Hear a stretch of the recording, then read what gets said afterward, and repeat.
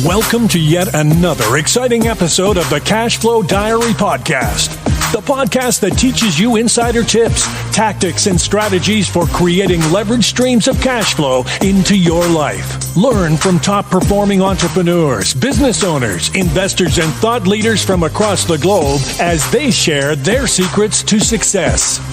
Like what you learn on this and other Cash Flow Diary podcast episodes?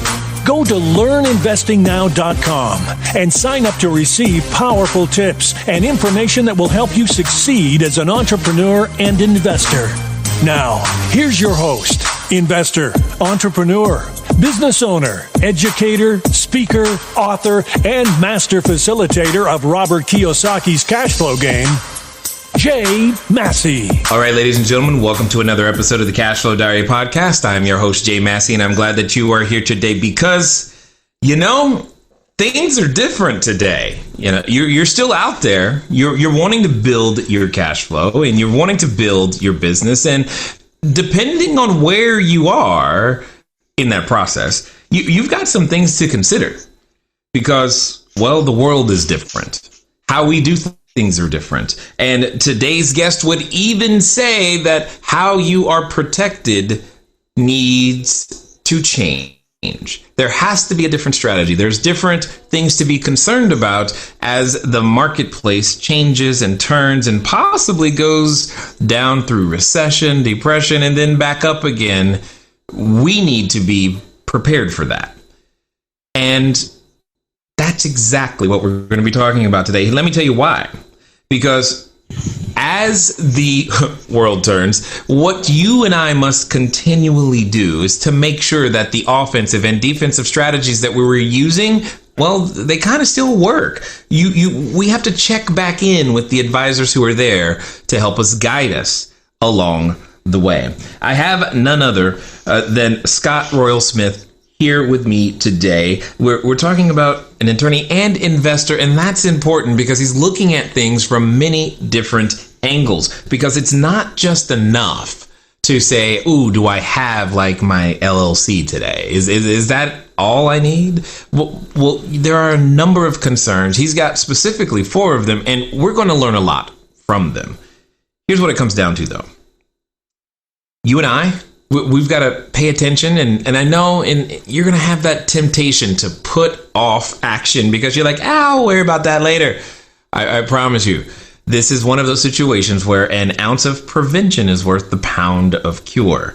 So here's what I'm asking you to do. I know that you are walking the dog. You might actually be outside right now, and that's amazing for those of you. And the rest of us, we're practicing really good social distancing, aren't we? Therefore, you need to go grab something to take some notes with, get ready to hit that pause and bookmark button, because you're going to learn a number of things that you should be paying attention to, especially right now, so that what you have already built stays and remains yours.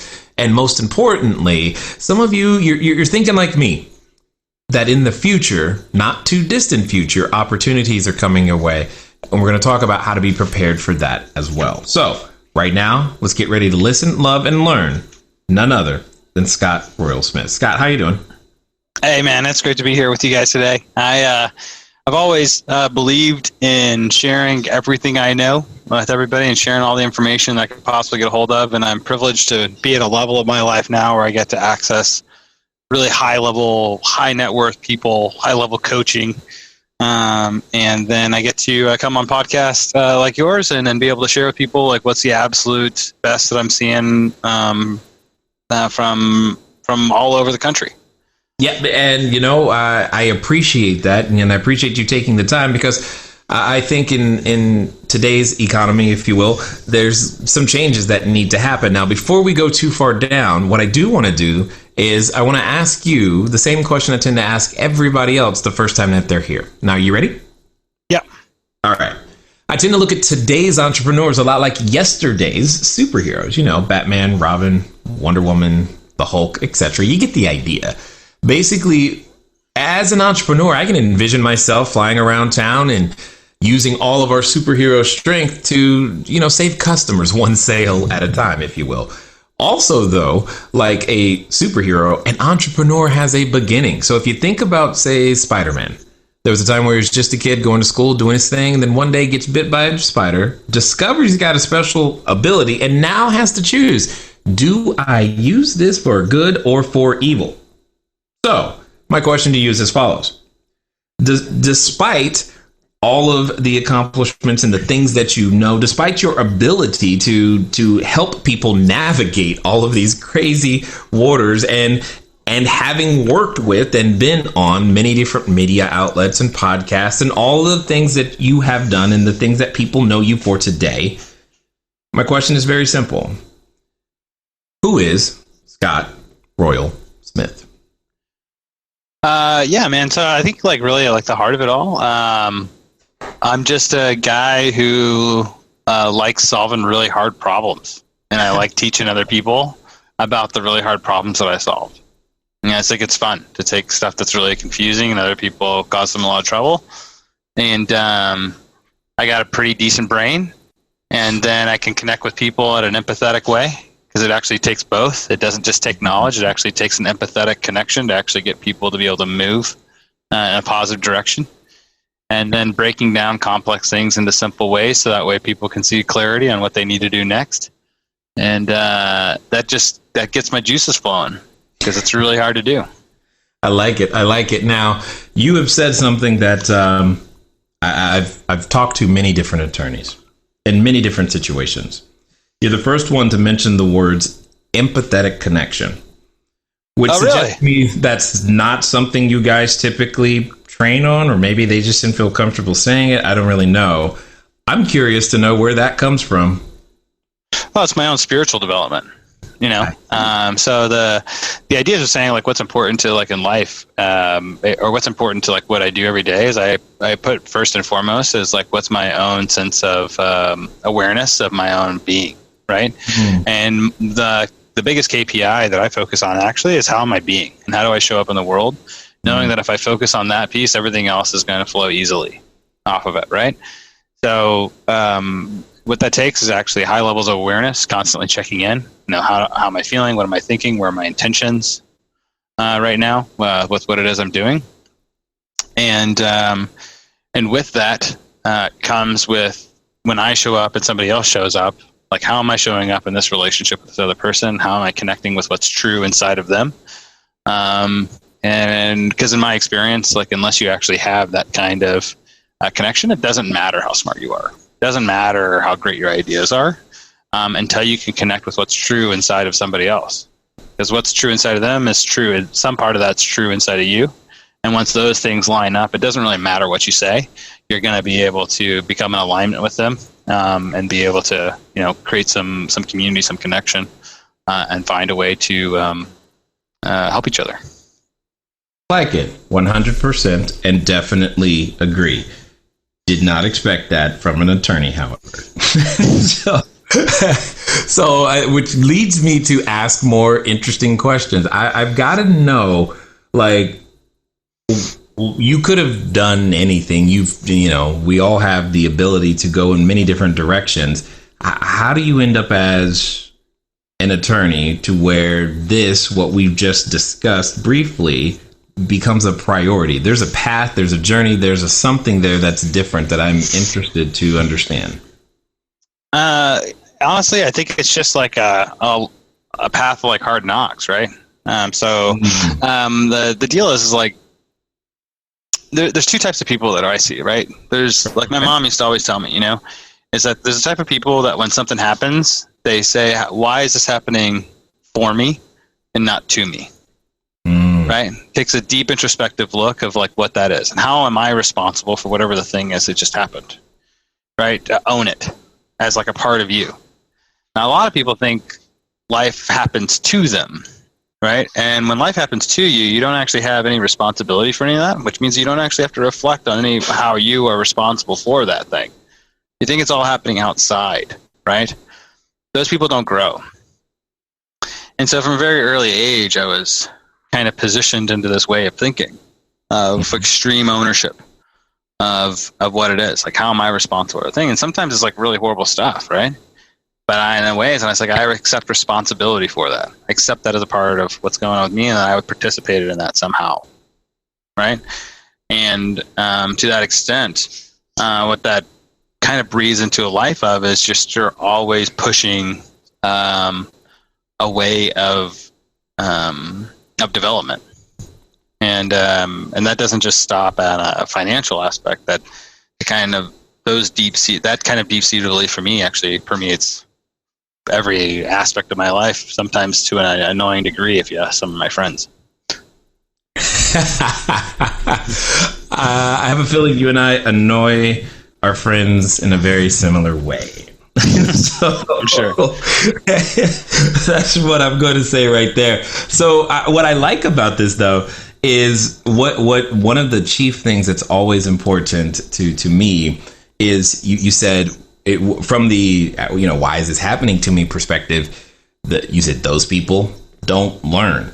And it's like, yeah, that's the thing. If I'm going through something, I would prefer not to repeat it again. I can't stand in fact, I am distressed until I can figure out what role I played into it happening.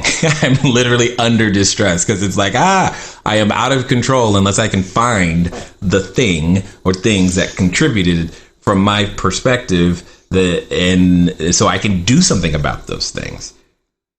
Now, yeah. Well, but now I find it interesting because, and maybe this is a skewed perspective, but oftentimes when I'm working with an attorney, a lot of the times it comes down to working with individuals who are trying to either blame someone else for something that happened or defend, and you're trying to defend a position of, that wasn't me either. So I find it interesting your occupation choice, this being the stance you take. Yeah, well, I think it's just part of it's probably like why what we do is actually so different, So what you have to understand is that like every profession is basically the same, right? Okay. And from my perspective, right, there's a certain part of these professions that go into saying that you either have some type of intellectual endeavor, right? Mm-hmm. That you've said that I figured out some type of puzzle better than other people. Mm-hmm. And attorneys are famous for that, right? Nobody understands it. It's like magic, right? And so if you don't know the secret spell, you can't do the thing, right? Well, not only that, not only is it magic, it's magic with 12-syllable words. Yeah, that people have forgotten the meaning of, but that's a whole nother thing. Yeah, it's like a whole other thing, right? So you have that piece of it too. But I think if you find people that are like me, that they would kind of go into any field and basically do the exact same thing, right? Which is, how do we go into a field and change it, right? So I tried to do that in litigation, and I was suing insurance companies for years and years as a litigator, and I was really good at it. When it comes into sharing who can be really, I just had a natural talent for it. I did debate for tons of years, and then I was in stage theater for tons of years. So I was like, man, I'm going to be the most kick-ass litigator that ever existed. And then I got exactly what I wanted, and then I was like, this is horrible. And so that taught me a lesson in life too, which is you can get exactly what you want and it sucks. So be really careful about what it is that you say that you want, because you might get it. And if you do get it and it sucks, you're in a hell of a problem because you work so hard for that thing, and then what are you going to do?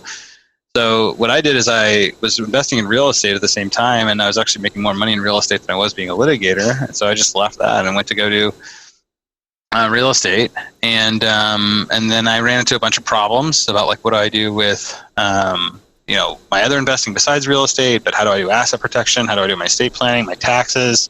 How do I work with all my lending and all of that, insurance and do on sale clauses, all this stuff, right? It becomes super complex really fast. So I had to figure all that stuff out on my own. And then when I was going to meetup groups, people were asking me what I did. So I started to teach them. And then pretty soon people were asking me to do it for them, and kind of accidentally started a law firm that was based around, here's all the stuff I figured out. I'll just show it to you guys. You can do whatever you want with that information. And that's really been what Royal Legal Solutions has really all been about, which is how can we figure out stuff that's really complex, teach it to people to remove the guys off of what this stuff is, so that way everybody can have really clear paths forward. To me, that's really hard. And so I get really excited about that. But that's why I think it's like one of those things, right?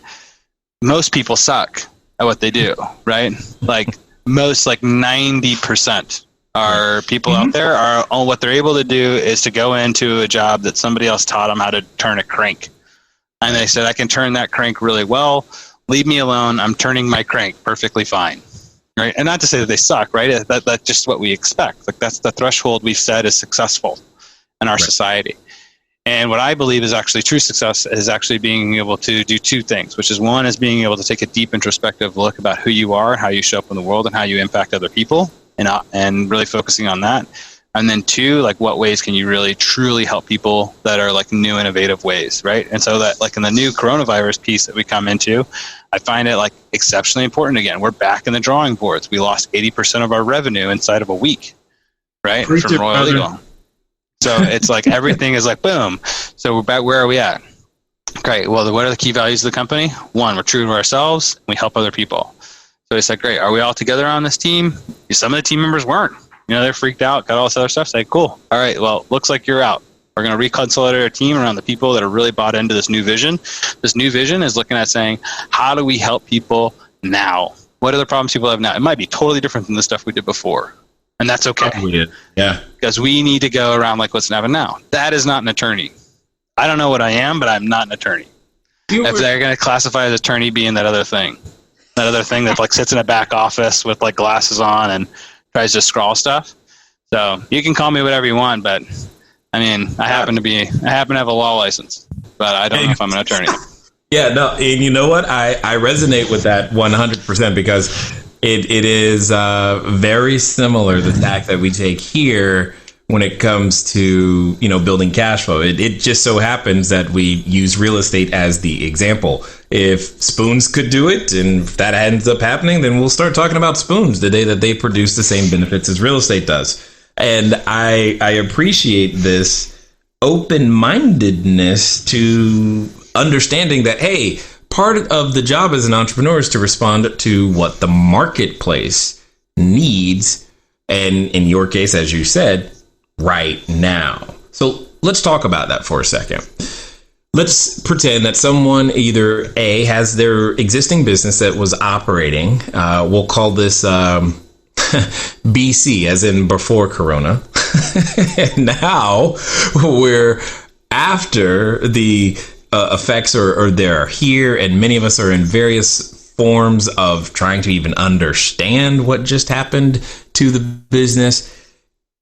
What would you say from a business owner perspective? We'll get to the real estate investor in a second, but from the business owner perspective, what would be the number one thing that we should be thinking about that you believe we're probably overlooking right now? Well, it's for the first piece of this, it's actually exactly the same. So what we actually work with is most people are real estate investors and they have like a W-2 job, right? Right. What you find is the stuff that impacts if somebody, once they qualify as a real estate investor, those people actually need the same types of strategies that business owners have, because people don't understand that real estate investing is a business most of the time. Yes. So it's so these are actually the same strategies that apply to both people equally. Perfect. And the first thing that everybody needs to do right now, like you could probably listen to the end of this podcast to pick up the other tips I'm going to share with you, but like make sure that your next thing that you do right after you get off of this call is go hit up and establish lines of credit on anything you can until your properties. Long-term secured debt would be ideal with low interest rates. You want it long-term and max it all out. Pull out as much cash as you possibly can. Reason why is because this is cash insurance, because you don't know what's going to happen to liquidity markets, and it's probably going to seize up. And so what happens is that you pay that 2 or 3%, 4 or 5%, and you hope you're wrong. Because if you're right, the liquidity markets are going to seize. Now you have all this cash, you move it into the markets when nobody else can get money. That means asset prices are going to be down. It means you're buying stuff on pennies on the dollar, right? Yep. If, let's say, you guess wrong and the whole economy bounces back and it's like a V up, so you're like, oh man, I lost that 3%. Yeah, but guess what? Like, if you guess the other way, right? then that means you're out of money. Right. And you can't afford that. So you need to do it for two things. One, it's going to be able to protect you. The other thing is going to allow you to be able to move on assets when liquidity markets are frozen. So there's just no good reason not to just be, and make sure that it's like long-term debt, right? If it's like a 9-month loan, that's not long enough. You need to be thinking like at least 2 to 5 years out. What we're seeing right now, there's a very good chance that we're actually entering into a global recession. And we need to act as if that were happening, even if you don't believe it's true. Because it's like global warming. If there's a 10% chance that's true, you act as if it's true. Now, I love what you just said there, because, and the comparison to global warming, I think, is also accurate, because there are, or can be, some people who aren't feeling, well, like, I hear everything on the news, but everything's kind of fine here. I mean, yeah, I'm spending more time at home, but what's the big deal, Scott? I mean, that could be what they're thinking. That's cool. Do you think there's a 10% chance that it's going to be catastrophic? Cool. If you think that there could be like a 10% chance, then you must act as if. Because right now there's a 3% chance you could die from corona, and everybody's locked up in their house. Oh, wow. Good point. I didn't even think of it that way. And this is what it comes down to. When that happens, though, or like what I like about what you're saying, especially on the other side. So if it doesn't happen, the worst you paid is whatever the interest rate was for the time that you had the funds or had access to the funds. And that can more or less act as an insurance policy, if you will, because you called it, I believe, cash insurance. Is that it? Cash insurance. I like it. Okay, got it. So once we're in this liquid position, what would you suggest we do next? Hello there, entrepreneur. This is Jay Massey. I know that if you've ever gone over to the site, cashflowdiary.com, you may have asked yourself, where on earth do you get a domain name from? Especially as you are beginning to build your bigger, better, badder business, you need a web presence. You need the email address. You need a way for people to contact you electronically so that you can stop doing the @gmail.com game. Well, the good folks over at GoDaddy have definitely supplied us with every domain that we have ever used. So what I want you to do is I want you to go over to trygodaddy.com/cashflowdiary. Again, that's trygodaddy.com/cashflowdiary, because it's a quick way for you to get set up to capture your domain name the exact way that you want it. They got easy search functions, and most importantly for you is that you'll be up and running today. As I said, once you get started, stay started. Don't let small little obstacles of how to get your own domain name going stop you. So again, go to trygodaddy.com/cashflowdiary, and let's get back to the rest of the story. Sit. Don't do anything. Perfect. Sit and hunker down and take care of your other stuff. See what things you can do to take actions that are going to further your protections. Because you're like, that's just the very beginning of the risks. First risk you're going to run out into that's going to be able to be catastrophic for you and your family is going to run out of money. Second thing that could happen to you is you could end up facing major lawsuits. When people don't have enough, what they do is they turn to lawsuits to be able to take from others, right? This is, if you just Google search it, it's like a joke in the attorney industry that litigation is recession proof. Why? Because when economies go down, this is when the vulture kind of attorneys that are out there, those frivolous litigation attorneys, start going after whoever they can, because they have their own family and their own staff to pay. And they got a bunch of people that are hungry, that need money. So cool, let's find out who has stuff we can go take. And that's what they do. And they use extortion type practices with the law to be able to go after the people that don't take the proactive steps to become protected. So the great news with that is that it actually doesn't take a whole lot to become protected from those types of people. Usually it just takes like a number, just like a few weeks. Usually less. Usually can be as low as just a few $1,000s to have anonymity of all of your asset ownership and really high levels of protection to ensure that if you get sued, that you're bulletproof and that you'll lose little or nothing. But that would be my second thing I would do. Okay, but you previously mentioned that you had extensive experience in taking an insurance company to court. So I think it's very, very appropriate that we discuss, or at least consider, the person who is thinking, well, I got insurance, Scott. Why do I need to do that? Let me ask you that, Jay. Do you know what types of claims your insurance policy covers you from? Do I know? For Yeah. the most part, yes. You do? Yeah. Do you know that your insurance policy only covers you from negligence claims? From Negligence claims. For liability in terms of like your property, things that you're going to get into an accident for, stuff like that. Those are all negligence, meaning accidents. Those are the ones that your insurance policy is actually going to cover you for. So here's what insurance policies do. They cover you against those claims. So those are the most prolific kinds of claims in terms of total numbers that are going to come through, right? 20% of the claims that you could get hit with, though, are going to be around people that are going to allege that you defrauded them through an email, some type of communication, right? Yep. Or that a breach of contract. No insurance policy on the planet protects you from either one of those. Attorneys know that, and then they make a calculation.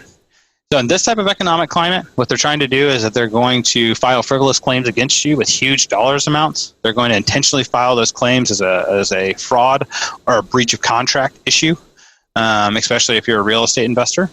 They're going to say something happened, whatever, right? People just make up the facts and and then just throw a law in there and then use that to extort you, right? So the reason they do that is because they actually want to avoid having to fight your insurance company into it, because your insurance company has deep pockets. They know you're not protected. So you're going to be facing having to lose everything with your net worth in a bad economic climate, or you pay them off.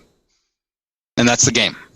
You know, I wish more attorneys would be upfront about the game, as you put it. And I wish I knew that going in, because that would be different. But most importantly, what I want everybody to pick up on is he's 100% right. Because once you're in the game and you find that like wow, that's the game, that's literally it. Wow, I don't necessarily enjoy that part of the game, but hear me clearly. Making sure that you are in the proper position to protect yourself from this is really, really important. So with that being the case, then Scott, you're by saying that there's an entity, etc. You're implying that, or at least it could be implied, that there's a protection that an entity can provide that an insurance policy cannot. Yeah, that's right. Insurance is always your most basic form of protection. The next things you need after that is to anonymize your assets and entity ownership, and then create entity structures which separate each asset. So if there's ever a lawsuit against one asset, they can't go over the other assets.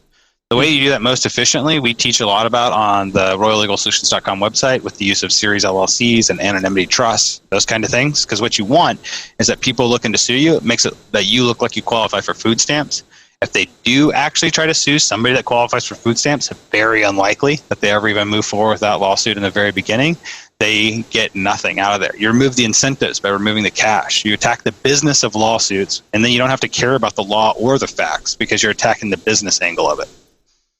Now, for those that live in a state that doesn't have a series LLC statute, obviously the tactic would have to be different, yes? No.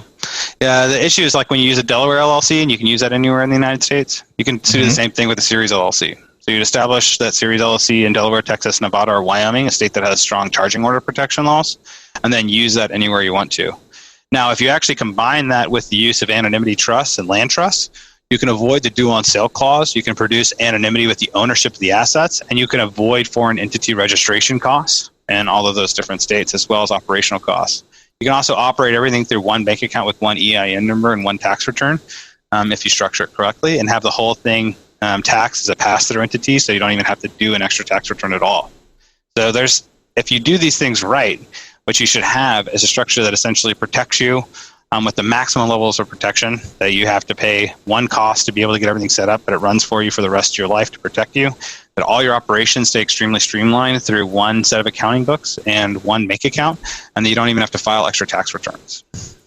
Now, for those of you who just heard that and like, what did he just say? This is one of those parts where I said if you have to pause and hear it multiple times, that's completely fine.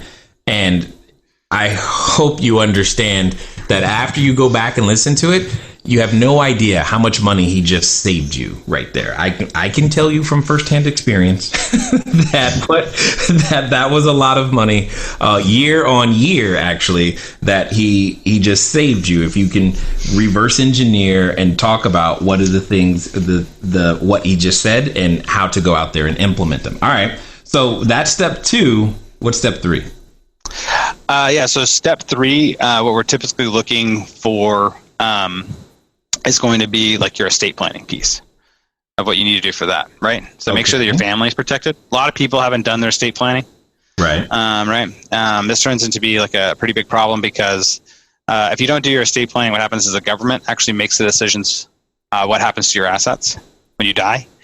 It's probably a really bad idea to just go ahead and dump a bunch of assets onto like an 18-year-old or young kids into it, right? Did you say probably a bad idea? Probably a bad idea. Probably. Guess, right?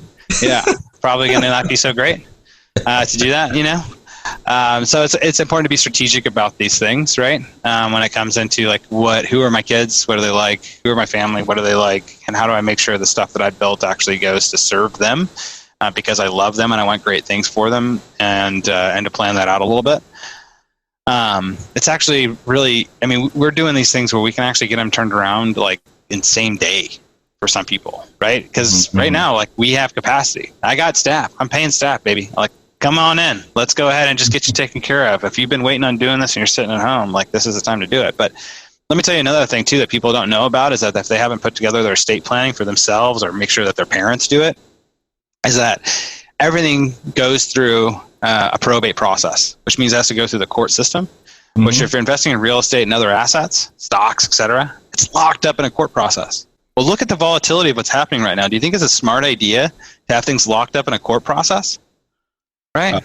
Smart, no, but reality for many, yes. Yeah, into it. But we can change that. We can change it right now. You don't have to take that kind of risk, right? Also, when you go through a court process, everything's exposed as part of the public record, both of the full extent of the assets and who they go to, potentially creating a target on the back of whoever just inherited that. Oh, wow. Never thought about that part. Which is, again, also it can be a challenge for depending on who they are later. Now, go ahead. The great part about the living trust, though, just to underscore that really quick, because we just built in, like, here's the big problem with probate. Living trust, what happens, everything passes anonymously and directly and immediately to your heirs, exactly how you want it to go. So you get to control the whole process, make sure they're protected, and everything goes directly to them, right? So that's why I'm saying you really need to have a living trust. This is the stuff that we're talking about killing people, right? And then if a lot of people die from this and probate courts gets jammed up, you're talking about things getting locked up for God knows how long. If you don't have these things in place, you're talking about your wealth getting locked up while your family can't get access. Right. And then, it didn't even get to serve the purpose you originally intended at a particular point in time. So there's something that you've hinted at a couple of times, and again here, that I want to expound on, because I know there's probably some people who are not believing it's possible or having challenges accepting it, or most importantly, wanting to know what else they might be able to do in case it does happen. And I'm referring to either the credit markets freezing or just liquidity to disappear. Outside of, I want to address the person who is saying to themselves, okay, that's wonderful, lines of credit, long-term debt. What if I don't have access to either of those?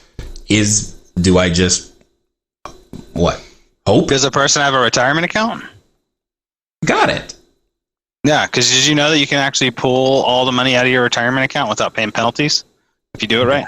Did I know? Yes. But what it comes down to, though, is what does that process tend to look like for someone who is going through this, feeling that, or who has heard for their entire life, you have to wait till you're 59 and a half?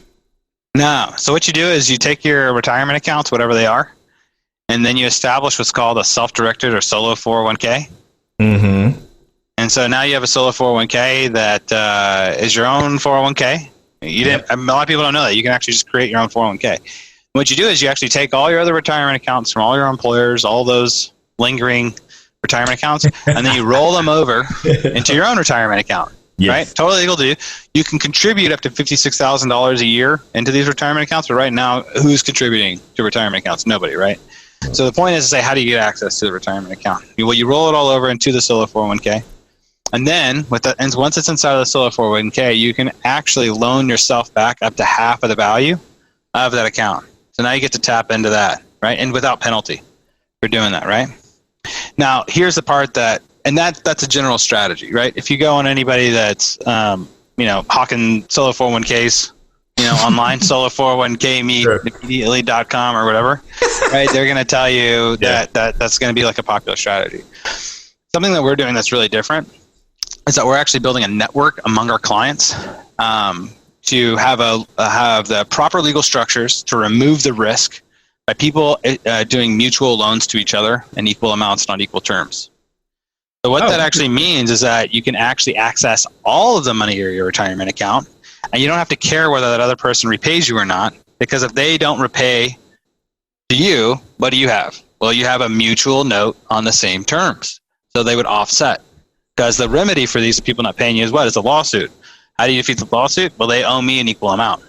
Perfect. So now we got a Mexican standoff with guns to each other's head, which means that nothing ever happens. In the meantime, it's totally legal with IRS, but the way that we've structured it from a legal perspective, and it's the absolute only way you can get access to all of your retirement funds.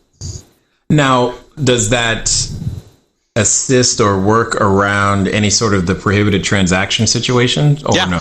Yeah, that's right, because you can't do it with a family member. So you need a third party. That's an arm's length transaction. And then you have to have this legal structure and the business structure of this set up there, right? So that way both parties can enter into the transaction with no trust. And there's not going to be any sort of imputed, well, I guess there wouldn't be any sort of imputed interest because it was going to be the same either way, is what you're saying. Interesting. Yeah, and it's a default on the note, right? Or whatever, right? So there's a lot of intricacies to how do you actually do that? And that's where I come into play. Of course, because yes, I'm sure, again, a number of times as we've been talking today, somebody went, what? What did he say? Got to start that over again. And they're going to do their best. So what would you say to that person who's been listening and they're like, okay, Scott, I heard what you said and it sounds that sounds great. I haven't heard of that before.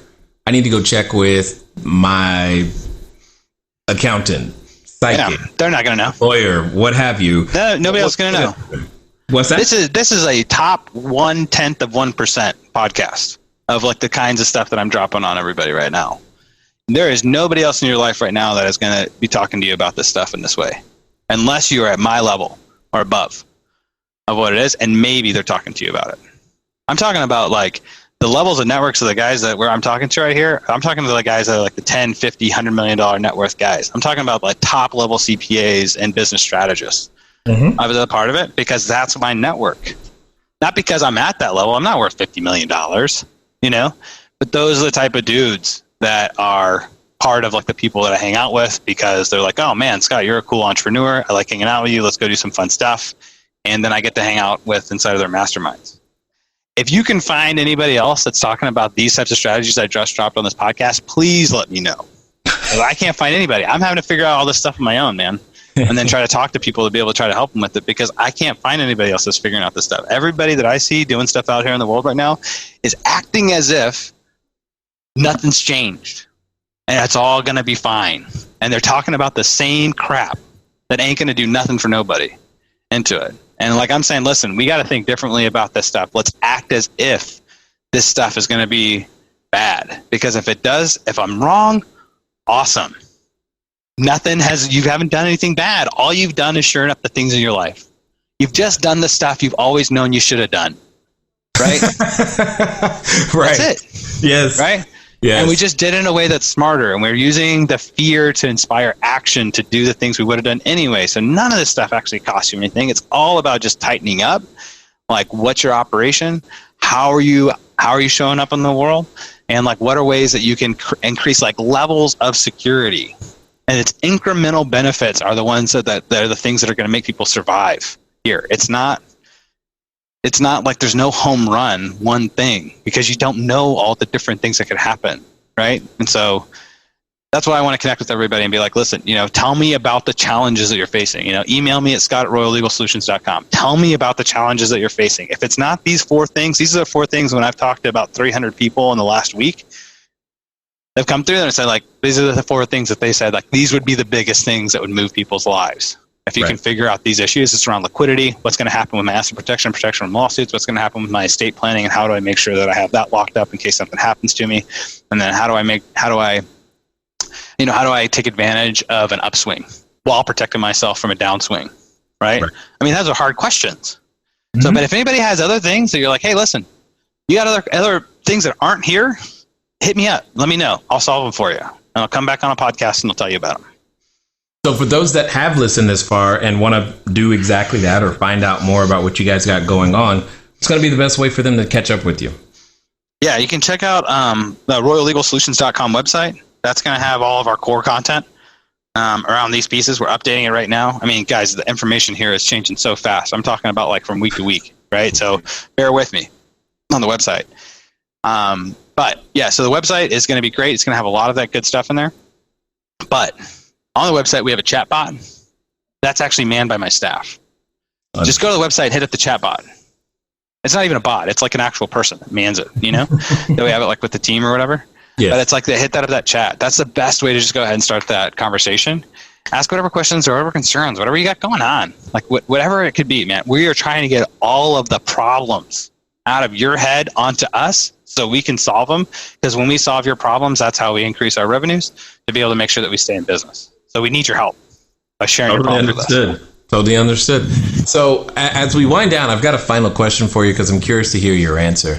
You know, for people that have been listening, I think we got their attention. We've kept it. And most importantly, when they started listening, they were in one place, Scott. But now they're at a different place. They're at what I like to call the precipice of decision. And you and I both know that oftentimes we as humans, when we get to these decision points where we're trying to draw the line in the sand, as they say, there's often a companion, and that companion comes in the form of a voice. It reminds us, oh, you remember how it didn't work last time? And oh my gosh, is that for real? I've never heard of that. And for some people, they're related to that voice. So my question to you is as follows. Let's pretend that this time is going to be different. This time they're going to follow through. And Scott, they're going to do so in the next 24 to 48 hours. What would you suggest that they do? Yeah. So the best thing I can do is to tell you that just connect with connect with people, the smartest people you can find that are high action people, right? And God knows what's going to happen, right? But people that are really smart, that take lots of action, right? That are high doers, those people figure out ways to solve problems, to adapt, and those are the people that survive and thrive. Everybody else that's just talking about it, I don't care how smart they are. Those people are gone. They're out. They're not going to make it. They're not going to make it, or they're not going to thrive into it. And if you want to thrive into it, you need to surround yourself with the right people that are for this type of environment. And this is a high entrepreneurial environment. It's high rapid change. So it's smart people that are taking massive amounts of action. If you think if everybody else around there saying like, oh man, they're all doing the right thing, you can almost guarantee that person's wrong. Because anything that's popular right now is absolutely wrong. Sorry, I chuckle at that because Scott, I'm straight in the middle of the short-term rental industry, and people are looking at us crazy like, what? You're expanding? Mm-hmm. But that doesn't make any sense. I know. So when you say that, it's just it's kind of funny to me, but I also understand where you're coming from. Yeah. Well, yeah, man. Well, I just think it's like an important piece, you know, and it might not be true for everything, but it's always important to consider, you know, is this just popular? Is this just a popular opinion? Right. You know, and since when has like the popular opinion ever been right on anything? If the popular opinion were right, everybody would be rich, and everybody would be married to somebody beautiful, and everybody would be ripped. That's what I'm excited about, because the popular opinion about what we should be doing is not what we're doing. So I definitely appreciate the time and effort and the energy that you put into the pivot, because that's really what it comes down to is making sure that you are going to be of service to the marketplace as the marketplace, its needs change. And as you said, high, rapid change comes upon us. And I definitely appreciate the tack that you guys are taking, what you're out there doing, and taking the time to share your knowledge, wisdom, and insight here with us today at the Cashflow Diary. Thanks, brother. Good to be here. All right, ladies and gentlemen, you know what time it is. It's time for you to move at the speed of instruction. What does that mean? That means get over to the website. Why? Because you know you don't have the answer. In fact, you may have just discovered you had a problem, and now you know someone who can solve it. Because at the end of the day, you and I, we are at risk of everything until we take the time to build the castle, the moat, protect what you have. It is not too late, and that's why you need to move now. Ladies and gentlemen, it has been fun talking to you guys today. I look forward to talking to you soon. Until next time.